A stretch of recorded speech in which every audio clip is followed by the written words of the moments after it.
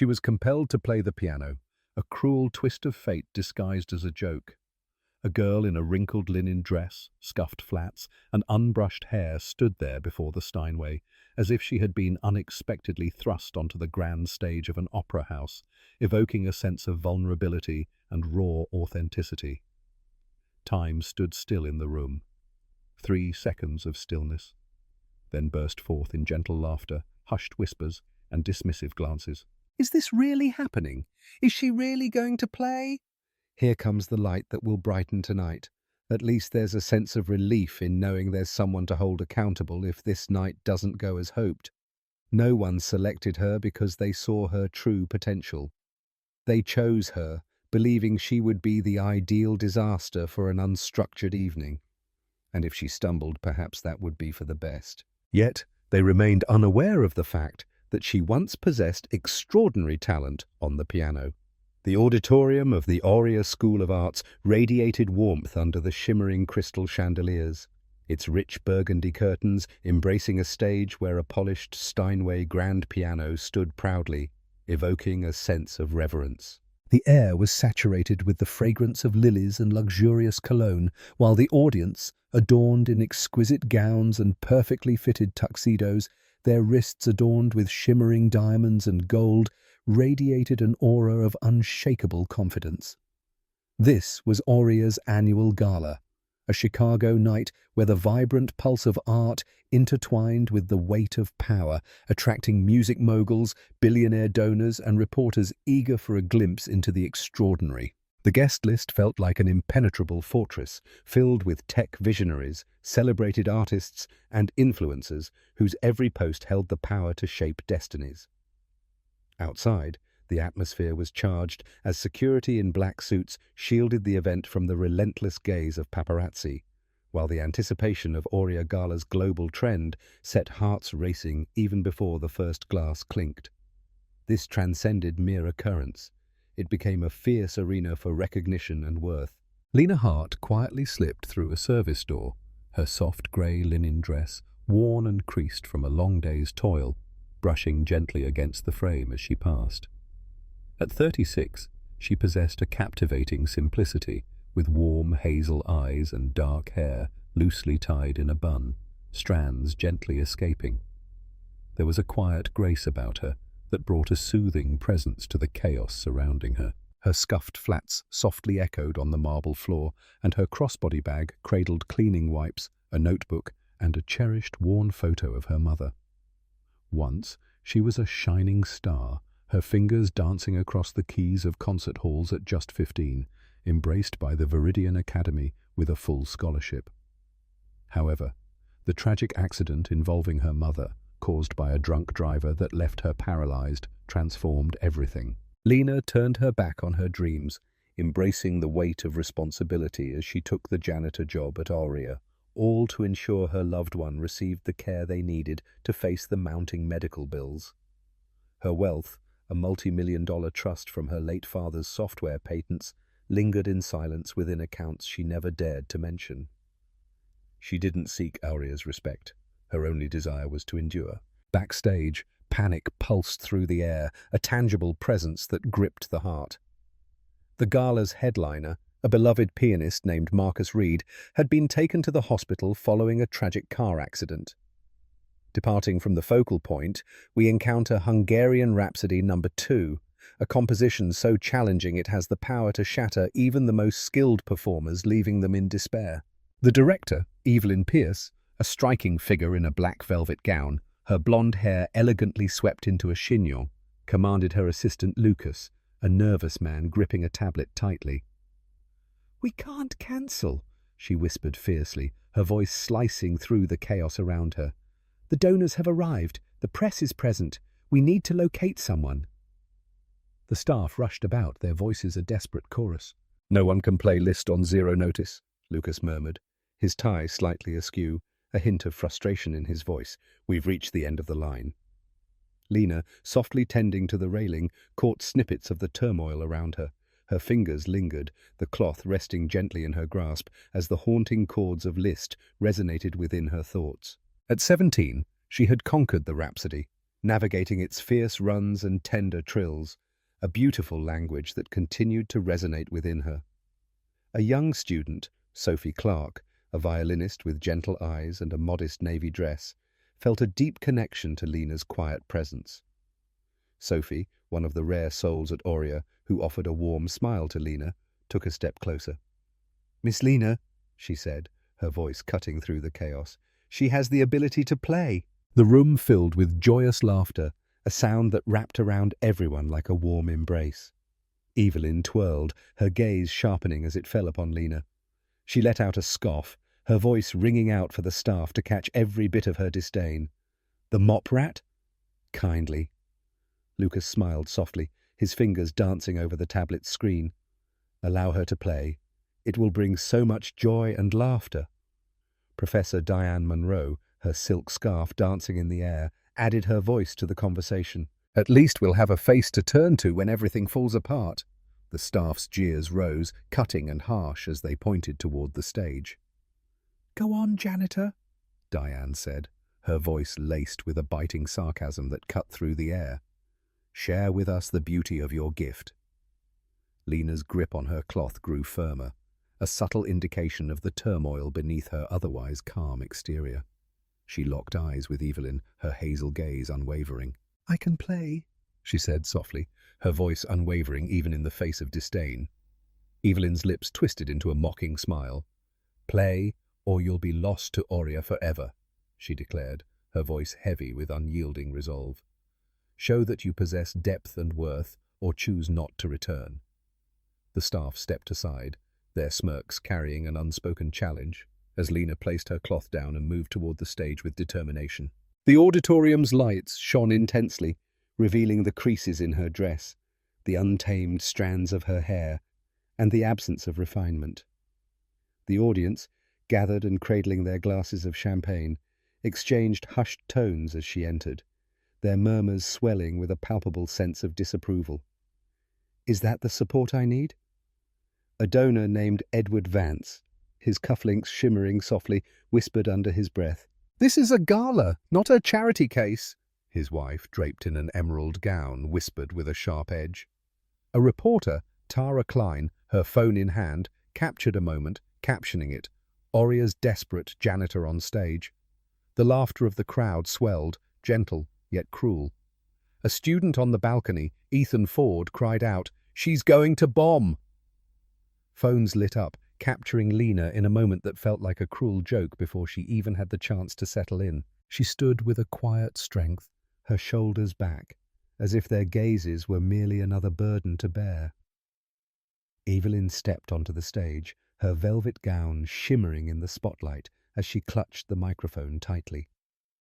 "Ladies and gentlemen," she said, her voice resonating with intensity, "in light of an emergency, we've made a courageous decision." She pointed at Lena, her smile laced with malice. "Meet Lena Hart, our janitor, who passionately believes she can play Liszt. Why don't we open our hearts and give her a chance, shall we?" The crowd erupted in laughter, their claps tinged with a hint of mockery. "This is truly invaluable." Tara's live stream captivated 5,000 viewers with an outpouring of comments. What a disappointment. Aurea has come to an end. Lena's dress appeared to shrink beneath the harsh spotlight, her flats whispering against the stage with every hesitant step. She stood her ground, unwavering. With each deliberate step, she approached the Steinway, a sense of anticipation enveloping her as she took her seat. The audience drew closer, their murmurs cutting through the air like a blade. "She trembles," a gallery owner named Victor Crane whispered, his Rolex glinting in the light. She laughed softly, adorned in her pearl choker, a hint of disbelief in her voice as she mused about his wife's musical abilities. Ethan, with his phone capturing the moment, called out, "Play chopsticks, my dear." The laughter rose, a symphony of disdain.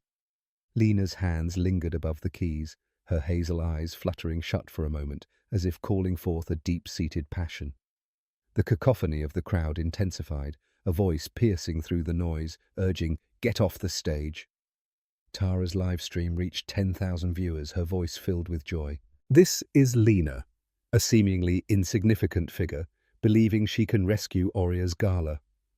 She scoffed, her gaze fixated on the creases of Lena's dress, a symbol of her struggle. Such a heavy feeling, I can't help but think she'll be out by midnight. Comments surged, bringing a wave of humiliation. And this, Lena had faced even greater trials. Months ago, Elias Ford, a senior with a music producer father, captured a moment of her scrubbing stares, sharing it with the caption, #Oria Royalty, guess who's not invited. The post spread like wildfire, with students bursting into laughter as they playfully tagged her mop rat. One afternoon, Megan Walsh, her Gucci watch shining brightly, had smirked. I bet she plays the mop, as she inadvertently kicked Lena's cleaning bucket, drenching her shoes. Once, while Lena was gently dusting a Steinway, Savannah Blake, a passionate vocal instructor, burst in with fervor, exclaiming that the piano was worth more than her very existence, demanding she not lay a finger on it.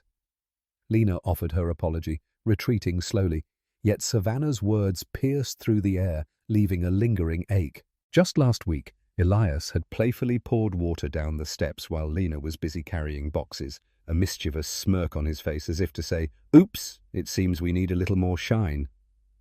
Her dress hugged her legs, the sound of her flats squelching with each step, yet she continued forward, quiet and resolute, her crossbody bag held tightly in her grasp. Lena moved through the lively cafeteria of Oria, a tray of cleaning supplies in her hands, her linen dress drawing whispers and giggles from the polished tables of students around her.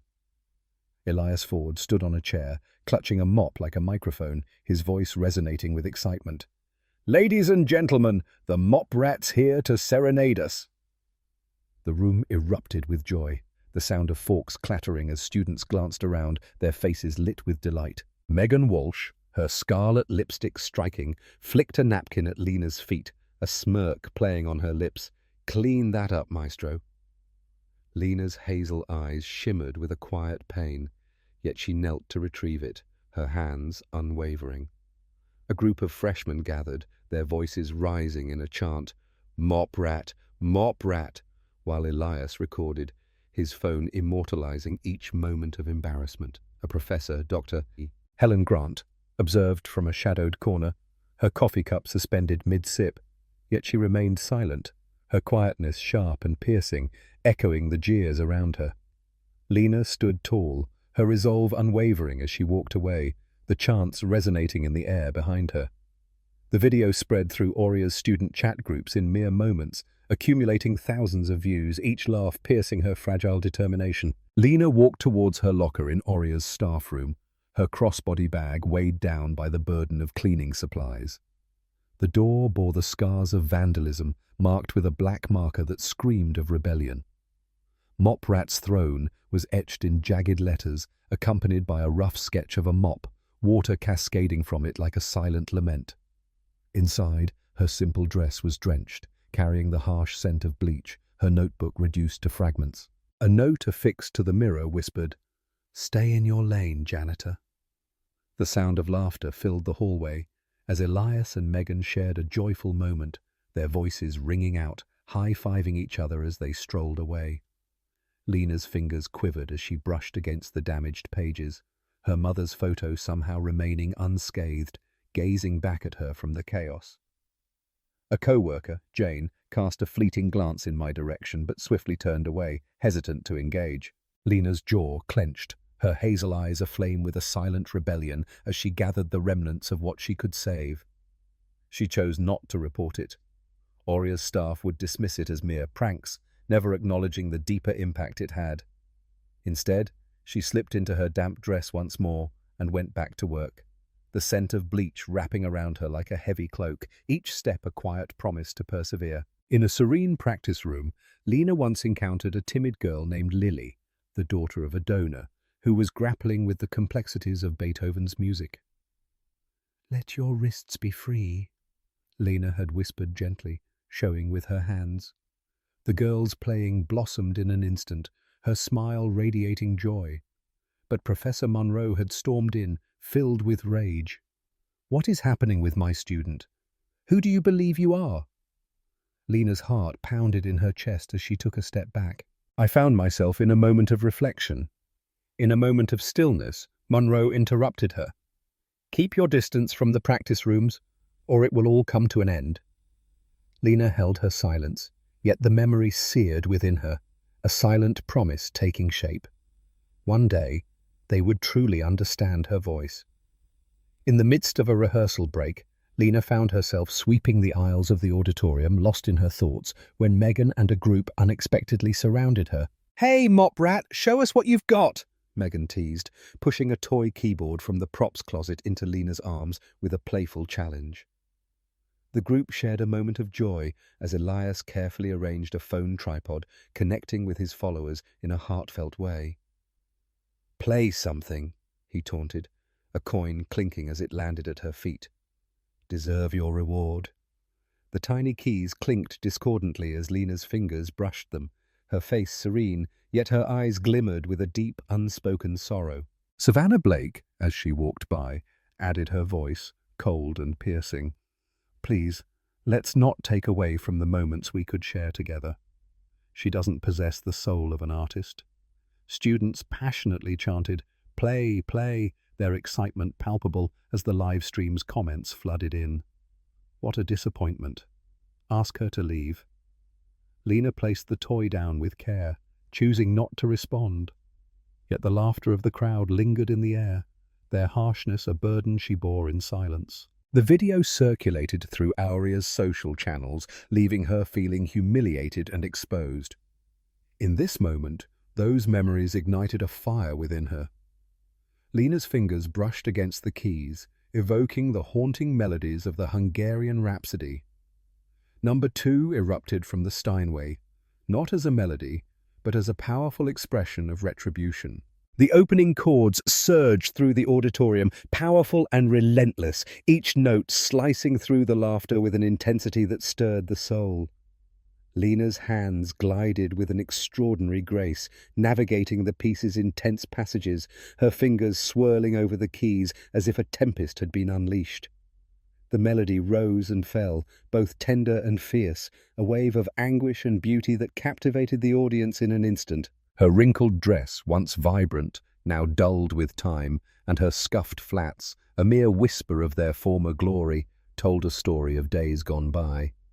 The music enveloped the hall, her music, surging like a powerful voice breaking free from silence, finally finding its words. The audience stood still, breath caught, eyes wide, phones slipping from their grasp.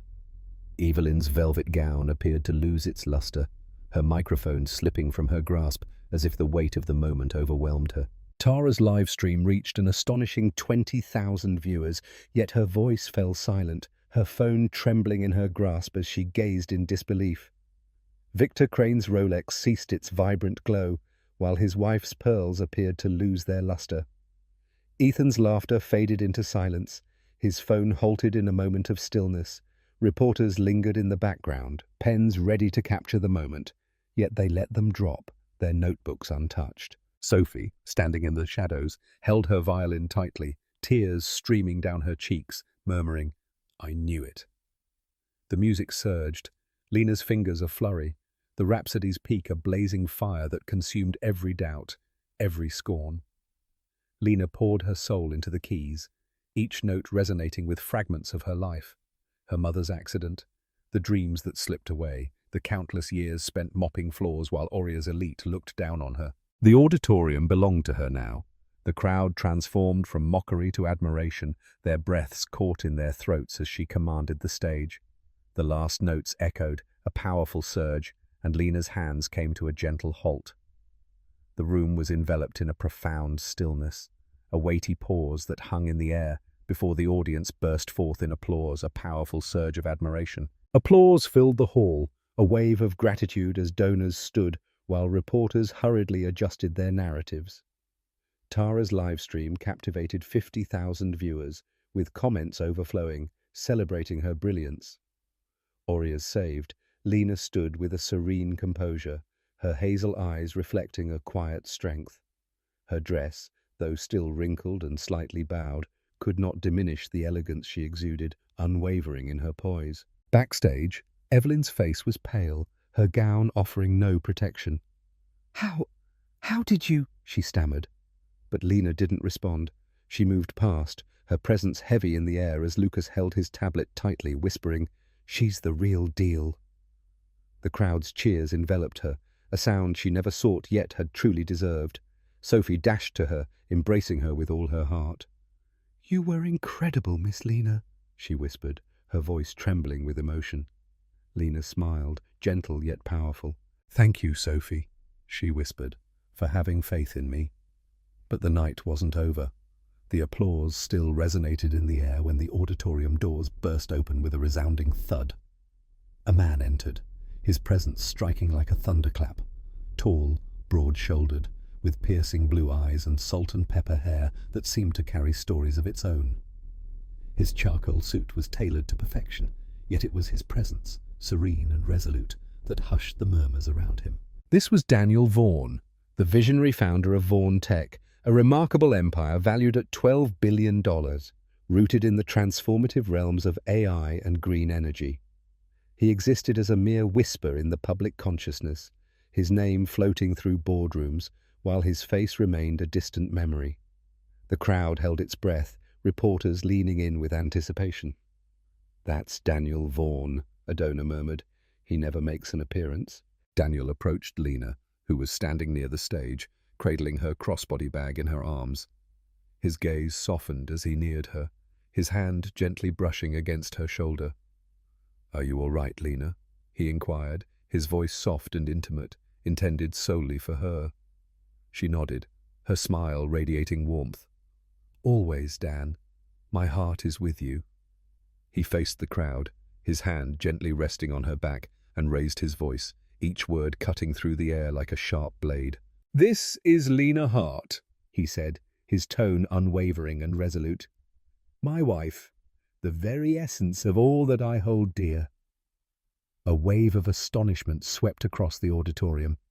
Evelyn's jaw fell open, her gown now feeling overwhelmingly bright and out of place. Diane held her scarf tightly, her face a ghostly white. The atmosphere was electric, a wave of disbelief washing over the crowd as Tara's live stream soared to 100,000 viewers, phones capturing the moment in a flurry of light. Whispers of disbelief. "She's his wife? It's all over." Lena stood beside Daniel, her silence resonating with unspoken feelings that filled the air. She stood there, a quiet strength radiating from her, effortlessly commanding respect without uttering a word. Daniel's eyes roamed the room, locking onto Evelyn, Diane, Elias, Megan, with an intensity that stirred the air around them. "You made fun of my wife," he said, his voice filled with hurt. "You belittled her, reduced her to a mere joke, but Lena's value far surpasses anything you could ever comprehend." He acknowledged a woman in a sleek grey suit, Clara, his chief of staff, her tablet illuminating with vital information. "Clara, please withdraw Vontech's funding from Aurea." Every grant, every donation vanished into thin air. From this moment onward, Clara's fingers danced with urgency, her expression a blend of determination and passion as the crowd held its breath in awe.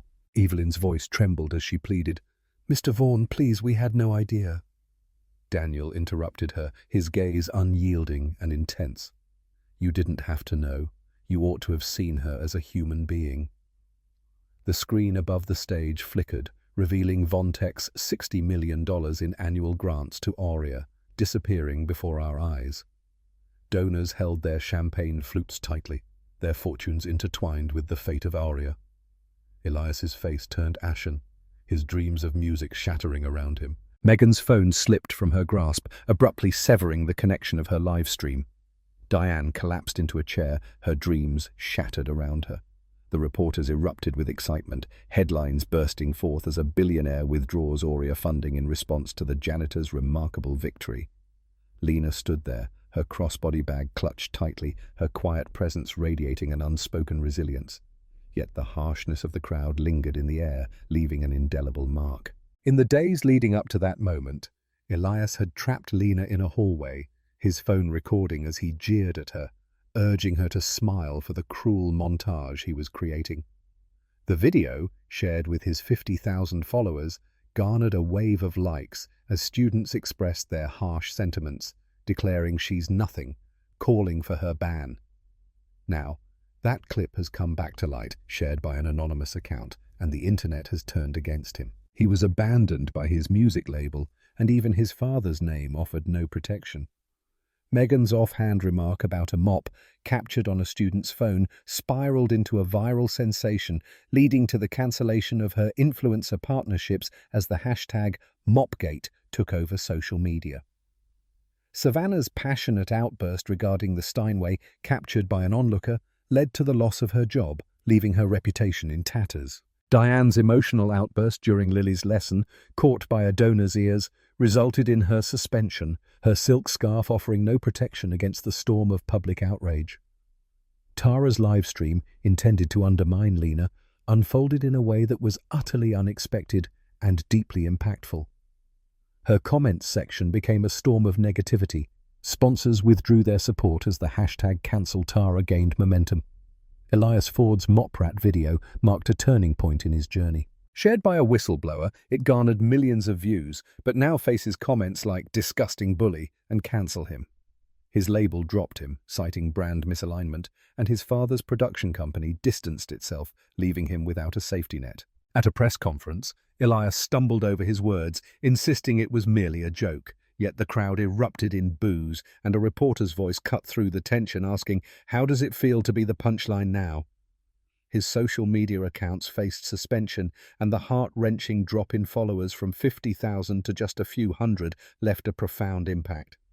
Aurea cast him out, leaving his dreams of music in ruins. As Lena's Heart Music Academy welcomed its first students, a poignant contrast emerged between her inspiring lessons for children and Elias's heartfelt apology video, which resonated with only 12 likes. The world celebrated as Lena's light shone brightly, while Elias slipped away into the shadows, his own harshness leading to his downfall.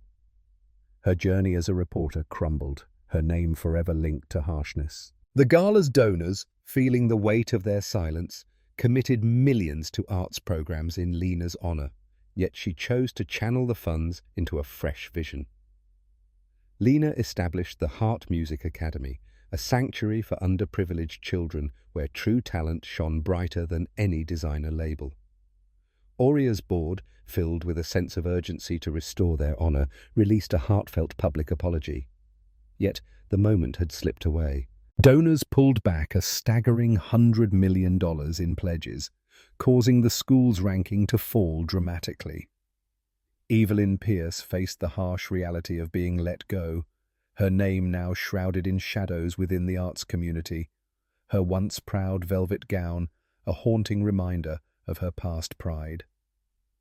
At the Heart Music Academy's opening, Lena stood in a modest dress, her hands trembling slightly as she cut the ribbon, surrounded by the bright flashes of cameras capturing this poignant moment. Children from the most disadvantaged areas of Chicago arrived, their eyes sparkling with wonder at the sight of the free pianos and the comforting warmth of Lena's smile.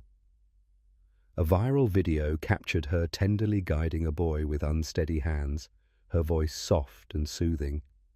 "You are the very essence of melody." The clip reached an astonishing 30 million views, accompanied by heartfelt comments such as "Lena's changing lives." Aurea's gala faded into the background, while Lena's academy emerged as a powerful beacon of art for everyone. The world embraced her, not only for her incredible talent, but for the warmth and kindness she shared with everyone around her. She poured her heart into teaching there, her hands gently guiding young fingers on the keys, her hazel eyes radiating warmth and intention. Her mother, now residing in a state-of-the-art care facility supported by Lena's trust, gazed at her daughter's performances on a tablet, tears streaming down her cheeks. Lena's wealth, once concealed, now creates possibilities, yet she remains unchanged, still donning simple dresses, still humble, still resilient. The aftermath of the gala ignited a worldwide tempest of emotions. Lena's performance captivated audiences, soaring to 20 million views in just days, leaving orchestras and labels yearning for her talent. Carnegie Hall, the Paris Philharmonic, a residency in Tokyo, each a dream woven into the fabric of artistic aspiration. As Lena's performance clip spread, the internet erupted with excitement, her rhapsody captivating 25 million hearts in just 48 hours. Icons of music felt the impact. Lang Lang expressed his admiration for Lena Hart, describing her as a powerful presence, while Yo-Yo Ma recognized her as a precious yet understated talent. Carnegie Hall extended an invitation for a solo recital, the Berlin Philharmonic expressed a heartfelt desire for a guest appearance, and Sony Music presented a contract accompanied by a life-changing seven-figure advance. Backstage, while Lena carefully packed her crossbody bag, a young fan, a girl in a simple dress, managed to slip past security. With wide eyes and a hopeful heart, she handed Lena a drawing of a piano, adorned with the words, "Thank you, Ms. Lena," lovingly scrawled in crayon. Lena knelt, her hazel eyes glowing with warmth, and embraced her tightly, softly urging, "Keep playing."